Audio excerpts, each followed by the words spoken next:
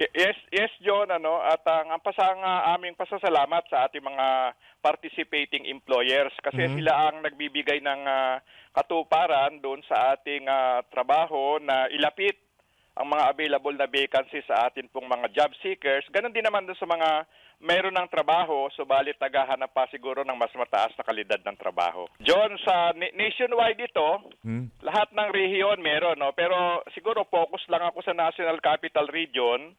Meron sa National Capital Region, meron pong 14 na venues. Halos karamihan po ng ating mga local government units lumalahok po sa pamamagitan po ng kanilang public employment service offices, no?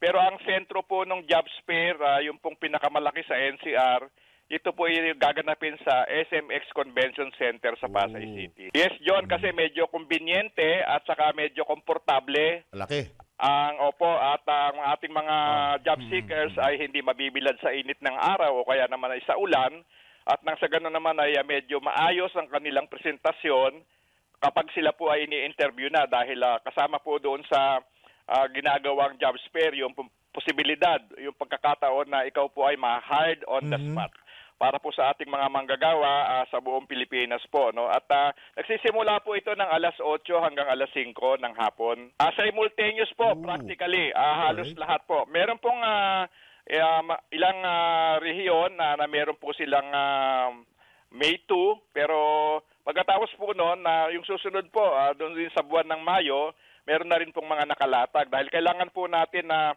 maging available yung employment facilitation na hindi lamang po isang araw. Kaya lang po itinatampok dahil nga sa bilang paggunita at bahagi po ng aming pagdudulot ng serbisyo sa ating pong mga kababayan kung araw po ng paggawa. Opo, yung pong meron po kaming tinatawag na top vacancies at saka top local industries. Meron pong mga nairehistro o nakapost na trabaho may kinalaman po sa manufacturing. For example po, John at Drew, production operators.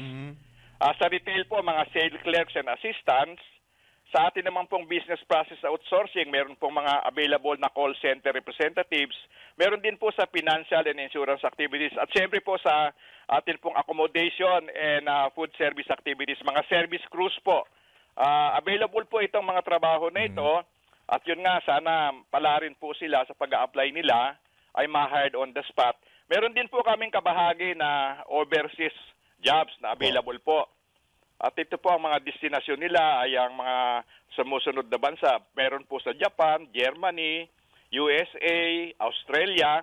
Meron din po sa Middle East, no, kagaya po ng UAE, Saudi Arabia, and Qatar. So, ito po ay ang mga available na trabaho dyan. Siyempre po yung sa healthcare, nurses, caregiver. Meron din po sa construction. So, magkahalo po ito na local at saka overseas. Lalo na po yung hindi po natin ma-edit talaga. Marami po sa ating kababayan na John at Drew na nagnanais makapagtrabaho sa ibang bansa. Pero ang amin po samang itinutulak at isinusulong ay yung pong local employment para wag pong mapawalay at mapalayo sa kanilang pamilya.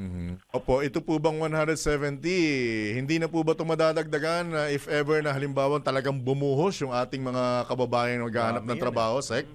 John, as we speak, iyon po ay 210,000 na po.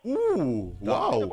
Bigat nagdagdagan ng 40,000 po kasi, John at Drew, nadadagdagan po yung mga nagpa-participate kasi po hindi naman po natin kumbaga sa ihinto ang kikipag-usap sa mga employers na may vacancies. Kaya meron po tayong 69 job fair sites at meron na po tayong humigit kumulang mahigit na 2,200 employers at meron nga po nabanggit ko 210,000 more than 210,000 na solicited vacancies po, both local and overseas po. Yes, una muna, panawagan sa atin po mga job seekers na meron po tayong malawakang jobs fair sa darating na Mayo 1. Ikalawa po, meron din po doon on-site yung one-stop shop documentary services, no? Galing po sa ating mga participating agencies, NBI, SSS, PhilHealth, Pag-ibig, no? Ayun po ang layunin, yung mga kailangan nilang dokumento ay makuha na kaagad at yan po ay libre. wala pong bayad sa mga first-time job seekers. Ikalawa po sa ating mga job seekers, matulog po kayo ng maaga, magbihis po ng maayos, hindi naman po magarbo, at wag po kayong nervyusin kung kayo po ay ini-interview. Anang sa ganun po ay makamtan ninyo yung hinahanap ninyong trabaho, hired on the spot. Marami na pong na-hired on the spot ng mga kababayan natin, at ito po nagbibigay sa amin ng inspirasyon, nakatutulong. At kaya maraming salamat,